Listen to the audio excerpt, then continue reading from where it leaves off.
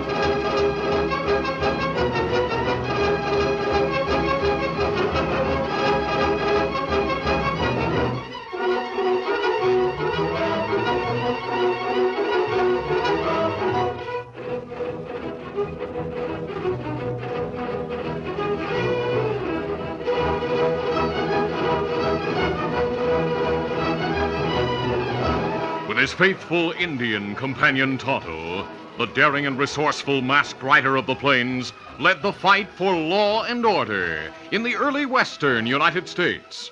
Nowhere in the pages of history can one find a greater champion of justice. Return with us now to those thrilling days of yesteryear. From out of the past come the thundering hoofbeats of the great horse Silver. The Lone Ranger rides again. Come on, Silver. Let's go, big fella. I'll Silver. Hooray!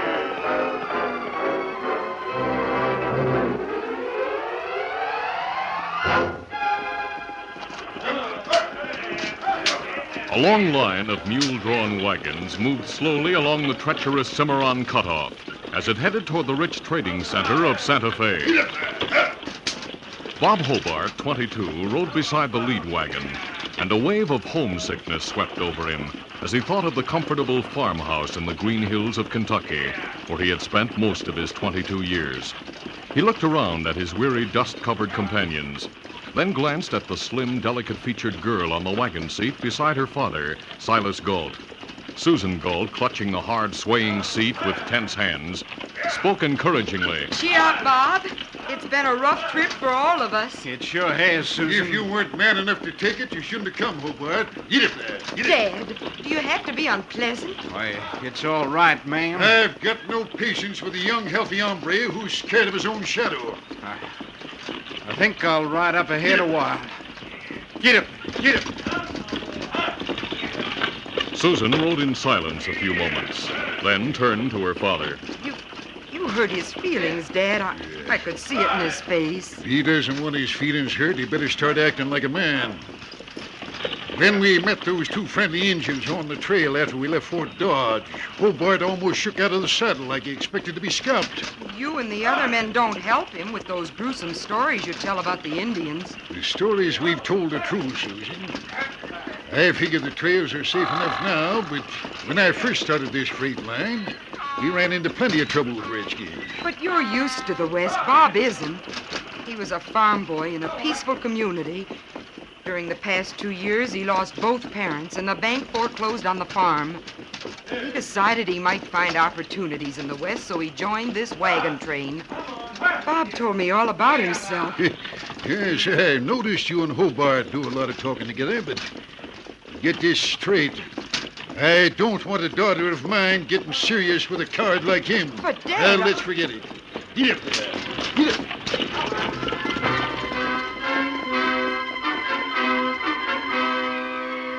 Bob Hobart rode alone ahead of the wagons. His knuckles showed white on his clenched fist as he tried to control the feeling of bitterness and despair that welled within him. He's right. I can't help being scared up. I just can't help it. He shivered involuntarily as he recalled the hardships encountered so far. The heavy rains of the first week, with the wagons bogged in the prairie mud, the mules pressing hard against their collars, and sweating, cursing men straining at the wagon spokes. Then the days of dry, oppressive heat, with a stifling, gritty dust clouding the trail.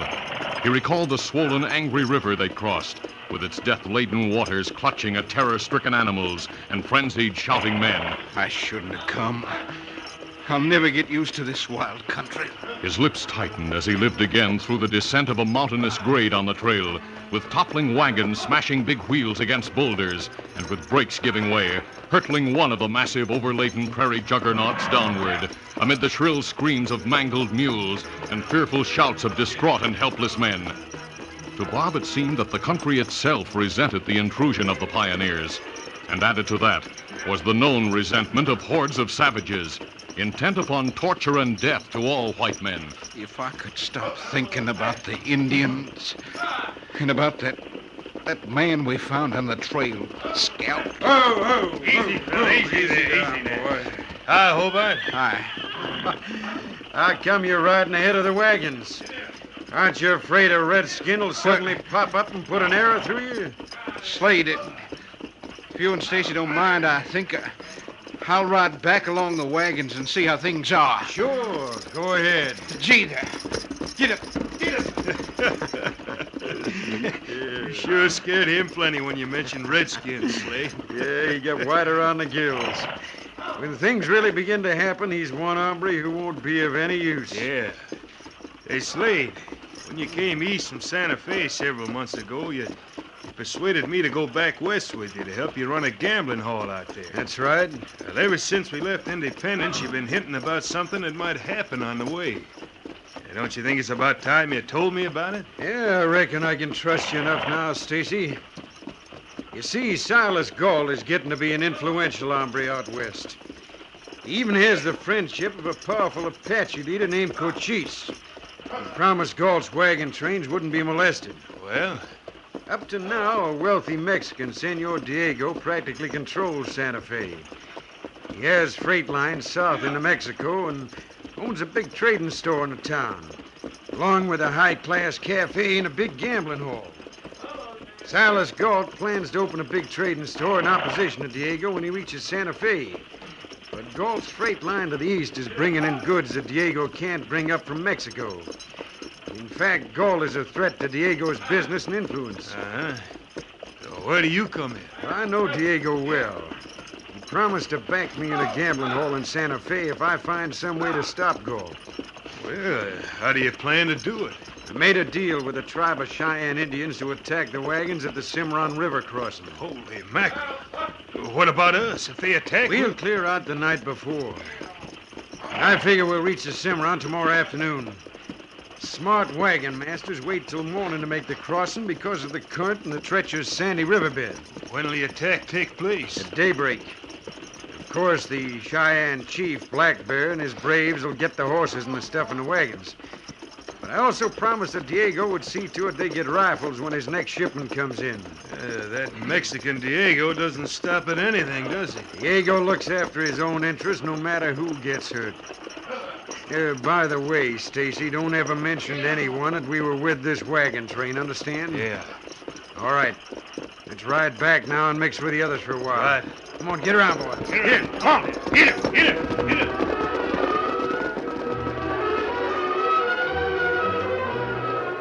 Late the following afternoon, the wagons reached the Cimarron and were circled for the night.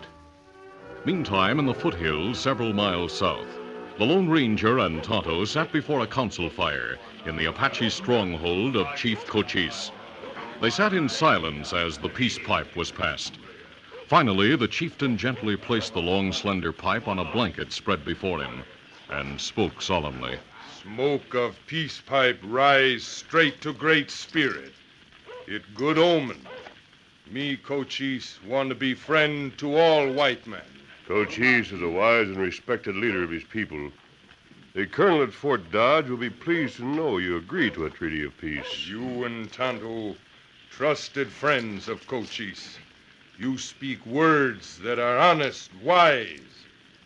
Because of you, I sit in council with soldier leaders. Go, my brothers, and tell them what Cochise has spoken. We shall carry your message with happy hearts, Cochise. That's right. Wait, Masked One. It better to start journey with beginning of new day. Tonight you rest here. Even now the braves of Cochise wait to pour honor upon you with ceremonial dances and feasting. Wahute! Wahute!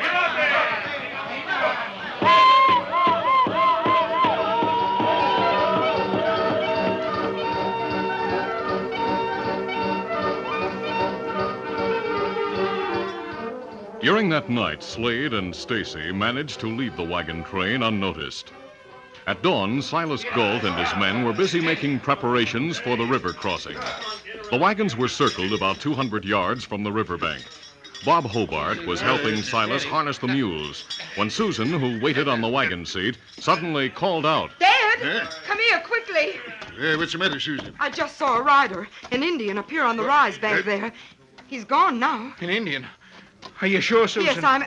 Look, now there are 3 of them. I don't like the looks of these. You think there'll be trouble? How do I know? Maybe they... Dad, now there are a lot of them. They're attacking. Get to your posts, everybody. Indians! Well, taken by surprise, the men of the wagon train sprang to whatever cover they could find as the frenzied Cheyennes, leaning low on their racing ponies, quickly formed a fast-moving circle around the wagons, firing guns and shooting arrows as they rode.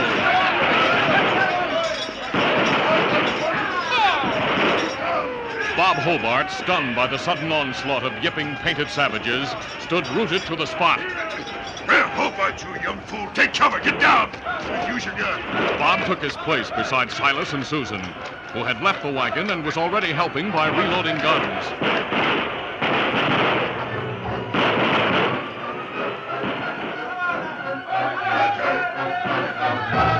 For about 5 minutes, the attack continued. Then, as quickly as they came, the Indians rode away and disappeared over the rise. They've gone. It's all over. Not by a long shot. They'll be back again and again until we're done for. Dad, if we could get help. I wish we could, Susan. But someone could leave now, while the Indians are behind that rise. He could cross the river and go for help. Susan, those Indians are smart. I'm sure some are waiting across the river and in any other direction a man might ride. But we can't just wait here to be massacred. You'll take what's coming along with the rest of us, Hobart. Hey, Susan, I just thought, if someone could get through to Cochise, his village is a few miles south of here. I'm sure most of the men would volunteer, Dad. I wouldn't ask any of them. It's 1 chance in 100 that anyone would get through. Now, listen, honey. Get the eagle feathers, the 3 tied together that Cochise gave me. I'll saddle my horse. Dad, what are you going to do? I'll try to get through myself. Oh, Dad, no. It's our one hope, Susan. If we don't get help, we're done for. Mr. Galt, you can't do it. You're wagon master. You can't. Shut up. The less you say, the better. Get the feathers, Susan, out of the wagon. I'll have my horse ready in a jiffy.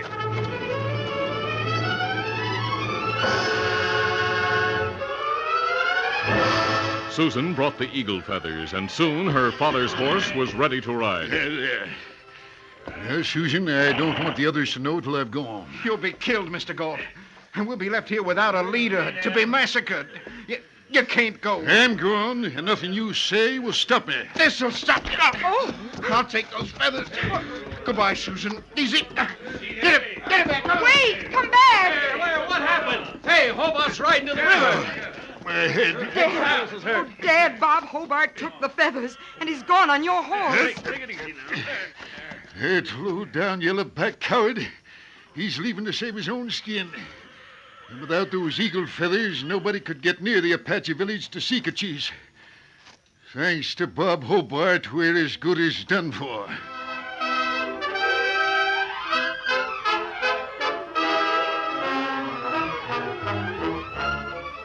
The curtain falls on the first act of our Lone Ranger adventure. Before the next exciting scenes, please permit us to pause for just a few moments.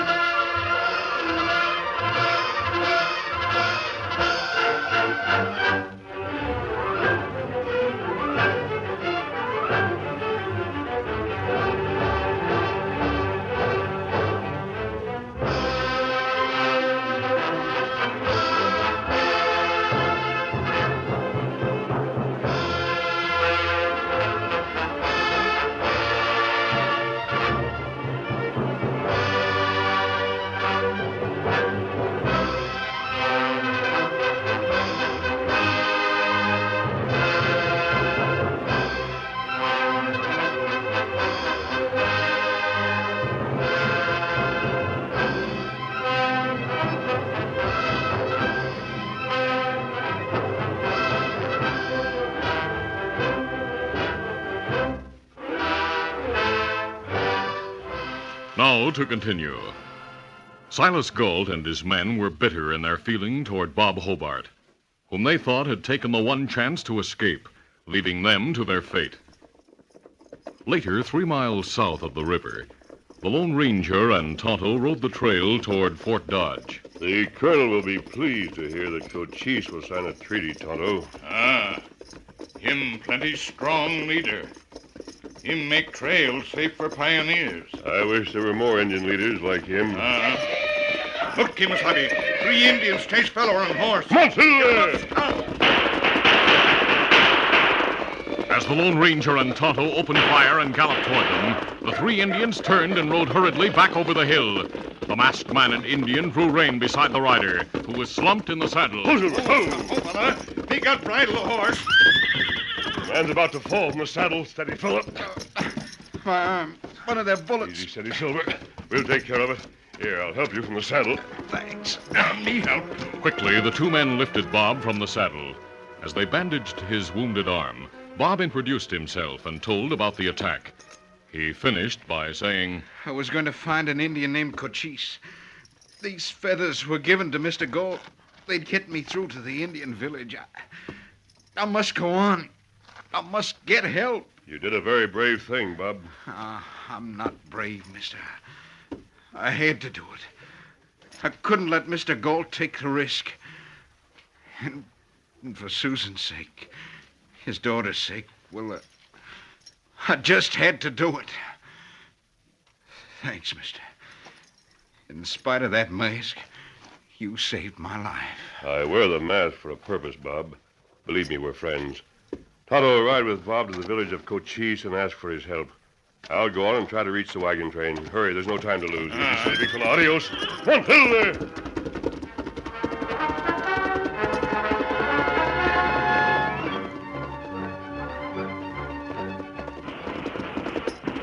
Soon the Lone Ranger came within hearing distance of the Indian attack. Faster, big fella. One, two, there.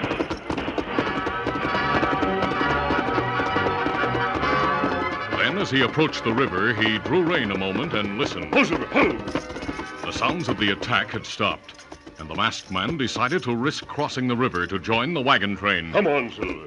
With ready gun, the Lone Ranger rode to the river and started across. 2 mounted Indians rode along the riverbank behind him and started in pursuit. The masked man turned and fired. One of them fell. The other 2, armed only with bows and arrows, turned back. Come on, Silver.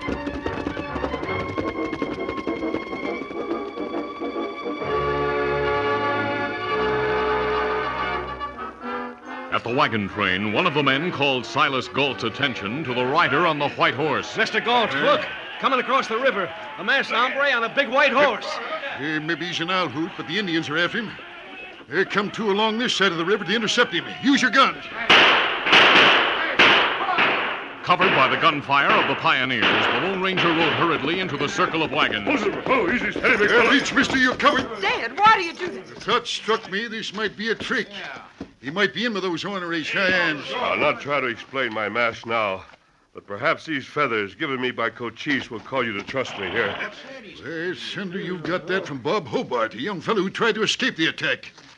That means he's dead, and the Cheyennes sent you to do Why would I come here alone if I were with the Cheyennes, Mr. Galt? What? He knows your name, Dad. Yes, Bob Hobart described your father to me. Bob, is he all He right? got through with a slight arm wound. He went with a friend of mine to the village of Cochise. He still carries the eagle feathers Cochise gave you, Mr. Galt. If you look closely, you'll see that these feathers are differently marked and bound with wampum. Yours are bound together with thongs. He's right, Dad. Eh? These aren't the same feathers. In that case, you were a friend of Cochise. That's right. I came to give what help I can until the Apaches arrive. Hold on, Mr. Galt. I remember hearing about a masked man who rides a big white stallion and helps keep law and order. Say, I've heard about him, too. You must be that hombre. That's right. Here they come again! Get to your post, men. Glad to have your help, mister. Let's get busy, huh? Hold your fire until they're riding close. That's good advice. Stay down, Susan. All right.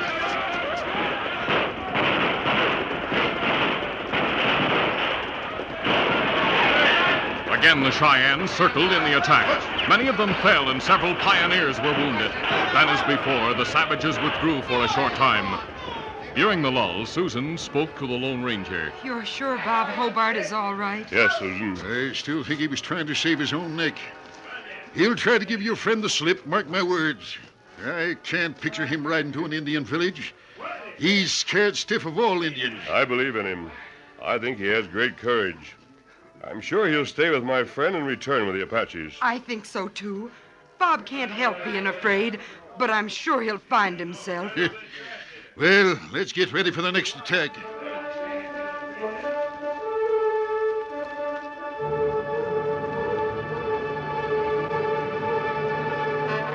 A long period of tense waiting passed before the Cheyennes again appeared. This time, their numbers had increased, and they moved in with even greater ferocity than before.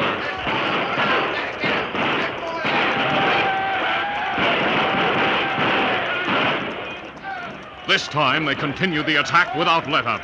The Lone Ranger, moving from group to group, gave advice and encouragement while his guns blazed continuously. And alive, that masked hombre is worth a dozen men. And he makes every shot count. Never saw anyone to match him.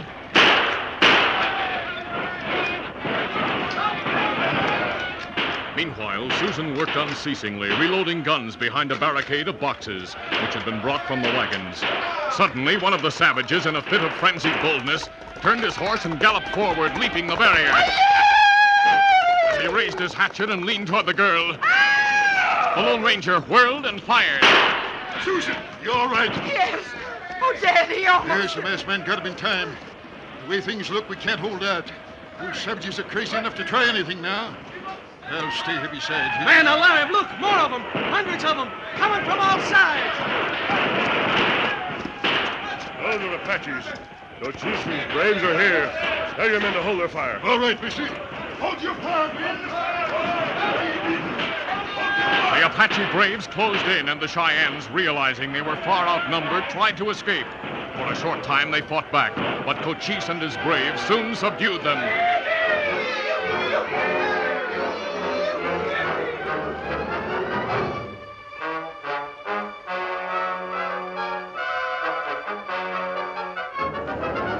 The Cheyennes, disarmed and unmounted, huddled together within a large circle of Apaches. The Lone Ranger, with Silas Galt, Susan, and a few of the pioneers, rode to meet the great chieftain, Cochise. How, Cochise? Cochise, bring braves quick to stop Cheyenne jackals who attack white friends. I knew you'd come, Cochise. We're mighty thankful to you. You sure proved your friendship for us, Cochise. Hey, look. Bob Hobart's with Cochise. And Slade and Stacy behind him. Young white fella, plenty brave. Me watch 'em fighting Cheyenne like real warrior. Well, I'll be doggone. We find other two pale faces in Grove with Chief Black Bear of Cheyennes. Black Bear say them promise many rifles to Cheyenne if them attack. So that's it. They got those Cheyennes to attack us, huh? Apache braves want to take prisoners to village. Punish them by Indian law. You know it, George. Don't let them take us to their village. They torture us. It was Slade's plan. He promised a man named Diego to stop you. The Mexican was going to supply rifles to the Cheyennes in return for making the attack. Diego, eh? Well, by thunder, I'll prefer charges against him when I get to Santa Fe. Cochise, listen. Me listen to words of wisdom from masked friend. If you wish to have the soldier leaders as your friends, take the Cheyennes to the reservation at Bent's Fort and report the facts. They will be punished. Let Mr. Galt take the two white prisoners under guard to the nearest army post. Cochise, listen. You have my word. Cheyennes be taken to reservation. Palefaces be taken to my friend Galt. Otto, Bob, come here, will you?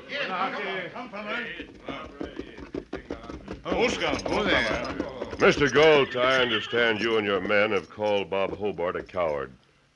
I think he's the most courageous coward I ever hoped to meet. I think Bob is wonderful. Do you, Susan? You can tell by looking at her that she does, Hobart. I want to apologize for me and the men for thinking of you as we did. That's all right, Mr. Gold. I was plenty scared of Indians, but I didn't know they were, well, good Indians like Chief Cochise and his braves. Indians are people like the rest of us, Bob. There are good and bad, just as you'll find among us. Cochise proud of his people and proud to be friends to good white men. We go now. Take Cheyenne to reservation. Adios. Adios, Ua, Cochise. Kiko, bueno. We'll see that Slade and his partner are taken care of, mister. Good. Tonto and I'll go on to Fort Dodge now. Goodbye and good luck, Bob. Goodbye, sir. Adios, everyone. Goodbye, sir. Consider! Oh, Bob, I'm so glad you're back, safe and sound. I reckon someday I'll have a business partner. If Bob has enough courage left to, talk himself into the family. Dad. I'll do my best, Mr. Galt. Meeting that masked man gave me courage enough for anything. Well, Thunder, he's the one who could do it. I sure would like to know who he is. His Indian friend Tonto told me. He's the Lone Ranger.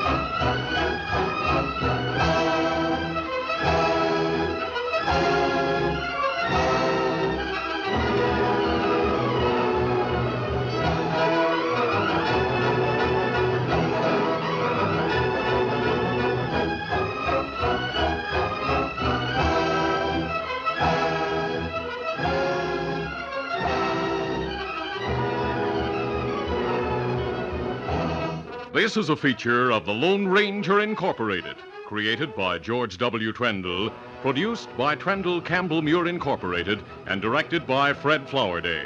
Tonight's drama was written by Dan Beatty. The part of the Lone Ranger is played by Brace Beamer.